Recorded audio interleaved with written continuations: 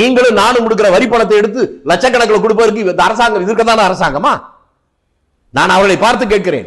பெற்ற பிள்ளைகளை காப்பாற்ற தன்னை வேள்வியில் அர்ப்பணித்துக் கொண்டிருக்கிற பெண் பிள்ளைகள், ஆண்கள் எவ்வளவு பேர் கல் உடைக்கிறான், மண்ணை தூக்குறான், என்னென்ன வேலை செய்யறான். அதுல தவறி விழுந்து எத்தனை பேர் மரம் வெட்ட போய் விழுந்து செத்துருக்கான்.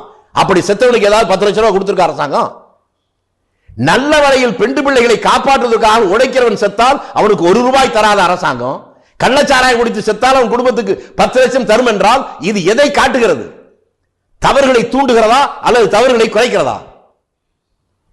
அதற்கு யார் காரணமோ அவர்கள் மீது நடவடிக்கை எடுப்பதாக ஊக்கத்தொகை தருவதை போல அல்லவா? ஒழுக்கமாக நேர்மையாக வாழ்கிற காத்தானும் கருப்பனும் சுப்பனும் அவன் தருகின்ற வரி பணத்தை கள்ளச்சாராயம் குடித்து விட்டு செத்து போனால் அவன் குடும்பத்துக்கு 10 லட்சம் ரூபாய் தரும் என்றால் இதற்கு மேல் அரசாங்கம் அல்ல, இது மோடி சார் வேலை. இல்ல, அதுவும் ஒரு அரசுடைய வேலைதானே. தவறு செய்தவர்கள் மீது நடவடிக்கை எடுப்பதும் அரசு தான்.